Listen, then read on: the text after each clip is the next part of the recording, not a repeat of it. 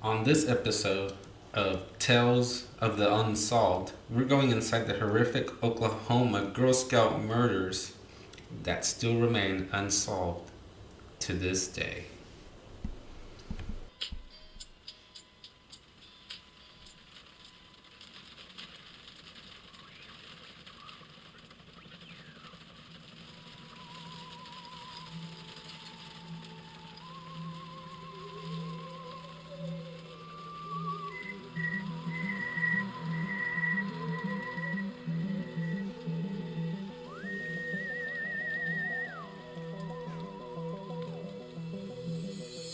Hello, guys.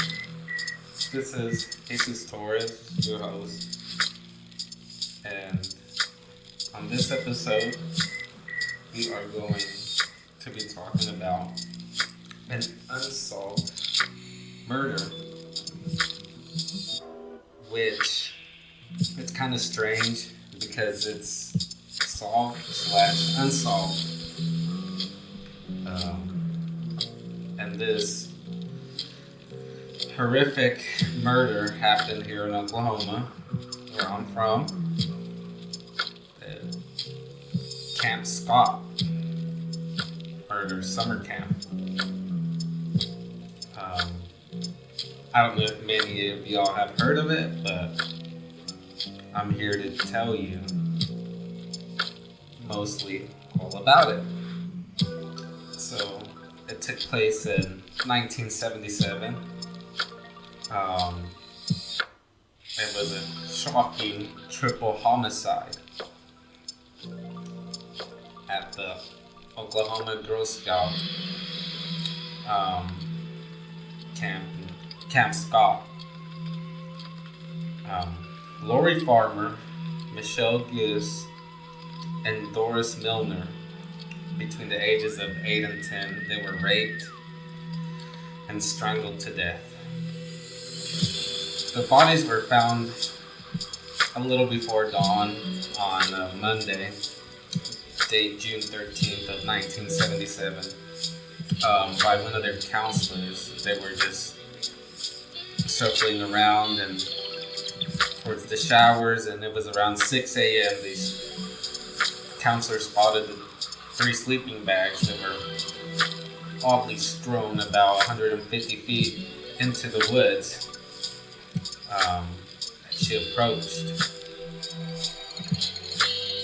So, this is sad, but I'm here to tell it. And it was clear that Doris, the 10-year-old, was dead. And this counselor just saw her corpse atop of her sleeping bag and called another counselor for help. They didn't think they were murdered, so they thought it was an accident. Something had occurred. So then the camp director and a nurse, they went and investigated and found the other 2 bodies, and tragically, it had only been a day since Camp Scott opened its doors for the summer. So a shy girl, one of the newcomers, she was, and one of the only black girls at the camp. Her tent mates were Lori Farmer and Michelle, and they were going to be together, the 3 of them. And sadly, this is how it was going to end, is all 3 getting murdered. And it's just sad because it's still kind of unsolved till this day.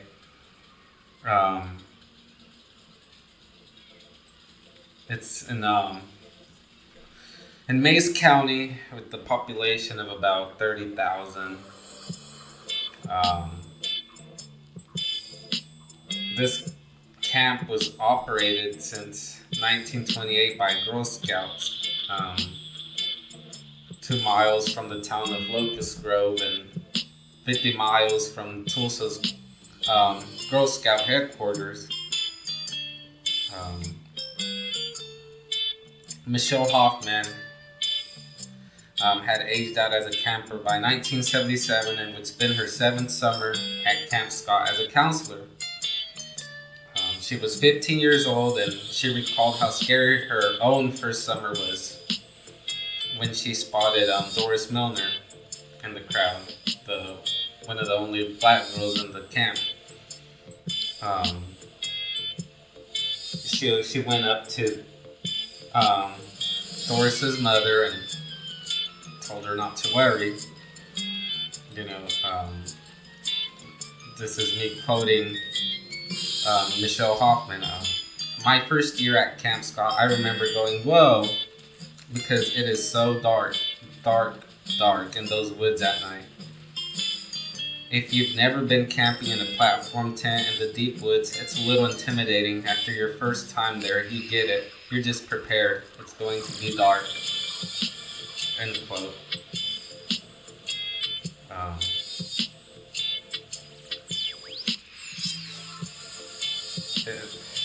It's just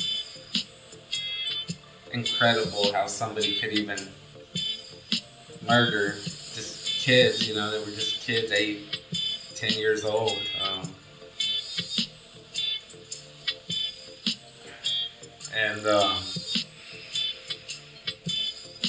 So the authorities were at the scene. They were aware of what had happened. The macabre truth. Carla Willite found the bodies, but the subsequent crime scene revealing its vicious nature to police. Farmer and Gus were beaten to death, and Milner was strangled. 2 of those girls had been raped, and the other sodomized. It remains unclear who suffered which, while it was glaring that one had been treated differently from the others and not stuffed into a sleeping bag. In the meantime, buses brought all other campers back to Tulsa, where parents breathed sighs of relief. Police interviews revealed that there had been eerie noises in the night. Our counselor had gone to investigate moaning sounds at around 1:30 a.m., but couldn't locate the source. There was a camper in tent number 7 who was woken half an hour later with a flashlight shown in their face. One of the girls heard a scream at 3 a.m., while another heard someone crying, "Mama, Mama." And a nearby landowner had heard quite a bit of traffic on a road near Camp Scott between 2 and 3 a.m. The crime scene itself was covered in blood, seemingly wiped around with a mattress and towels. Footprints inside and outside the tent were found, but differed in size. Duct tape, cords, and flashlight were left behind. So while authorities found the print on the limbs, they failed to identify it. Most disturbing was the notion that these murders had been planned for months. And as a counselor ransacked cabin in April, yielded a note that read, "We are on a mission to kill 3 girls in tent 1." And it signed, quote, "The killer."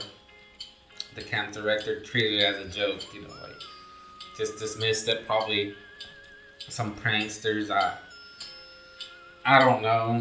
Maybe they're used to this kind of eerie stuff, but it's just weird. Why are you going to dismiss that note? It was obviously something to at least look into and see. Hey, this is kind of weird. So, the wall of a nearby cave, there was a nearby cave, and it read, "The killer was here. Bye bye, fools. 77-6-17.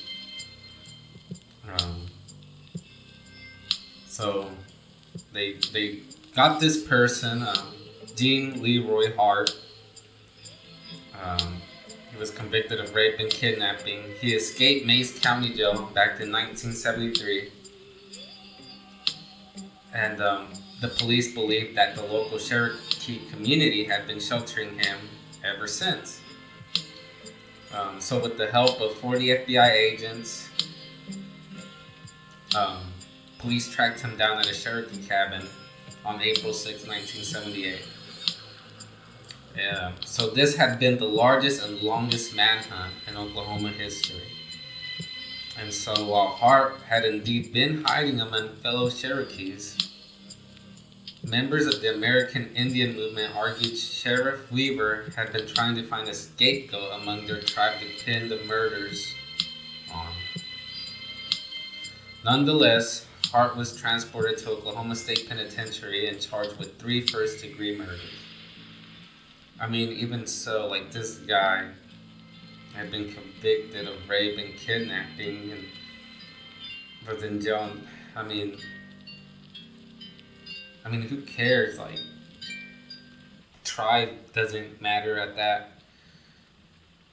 Like, tribe, skin color, race, it doesn't matter. Like, dude, you escaped. So the trial from March 19th to May 30th of 1979 saw the prosecution argue Hart's eyeglasses were stolen from the camp and that hair found on the duct tape resembled his.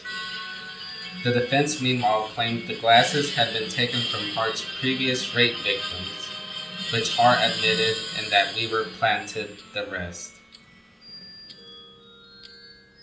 So there was a waitress that testified, Dean Boyd, that she'd seen a nervous man at her diner 15 miles from Camp Scott on the morning of the killings. An alternative suspect emerged. So I identified as William Stevens. The man was a convicted rapist who an 11-year-old camper had even seen on Camp Scott grounds days before June 13th. Alright. So there's another suspect. So Stevens' friend, Dwayne Peters, not only claimed that he had loaned him the flashlight found at the scene, but that Stevens admitted the killings to him in October of 1977. But ultimately, however, a jury of 6 men and 6 women deliberated for 5 minutes before finding Jean Leroy Hart innocent. This was in March 30th of 1979.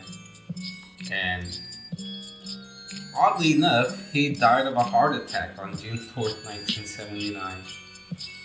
I mean, hey. He was already a rapist and a kidnapper, so, you know, I mean. So, in 1989, there was DNA testing of semen samples found at the scene showed that 3 of the 5 probes matched Hart's DNA. The Farmer and Milner families unsuccessfully sued the Magic Empire Girl Scout Council in 1985, while Farmer opened a Parents of Murdered Children chapter in Oklahoma.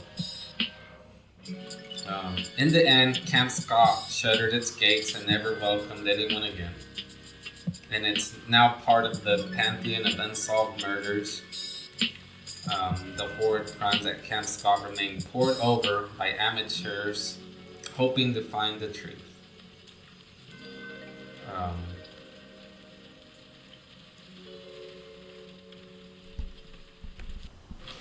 So let's get to the paranormal part of this, even though it's a murder, but there is some paranormal stuff.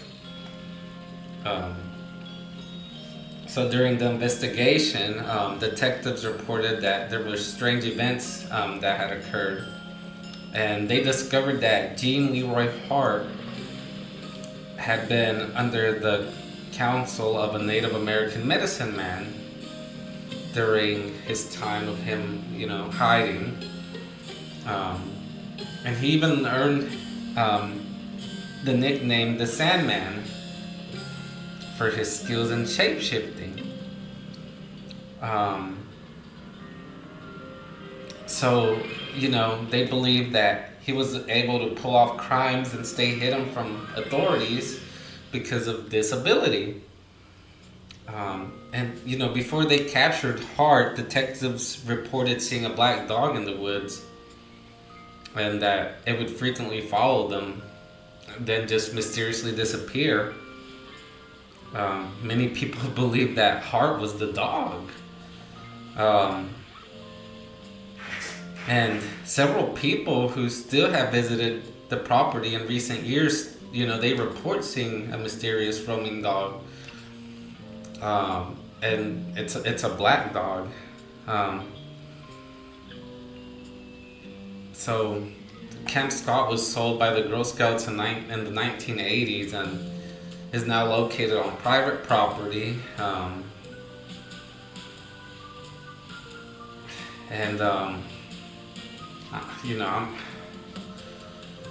I'd like to go check this out, this camp, but I mean, if it's private property, probably get kicked out by whoever owns it now or whatever. But yeah, I mean, what do you guys think? This black dog just following the detectives, could it have been Hart?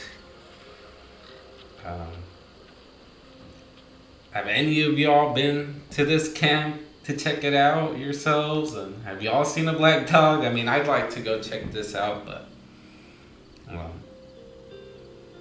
again, it's private property, and probably would get kicked out. But yeah, I mean, it's just creepy. I mean, it's sad, first of all. A depressing story, yeah.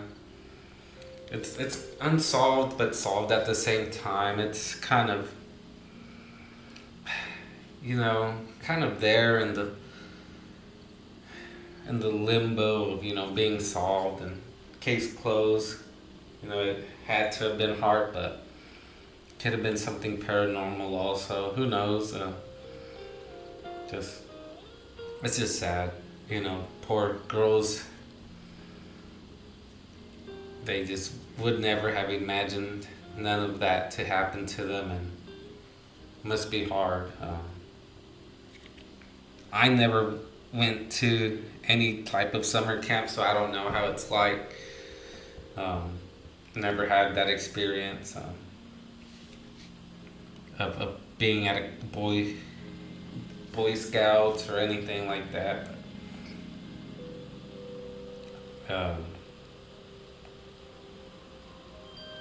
I don't know if I should have my son go now after reading this, what happened, and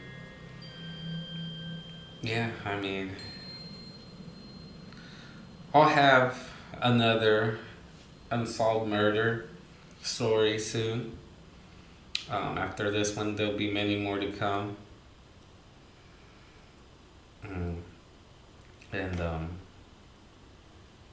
So yeah, just stay updated and hit that subscribe button. You guys take care. And this was this episode, the disturbing small town murders that came out of Oklahoma here in Camp Scott back in 1977. Thank y'all for listening. Bye now.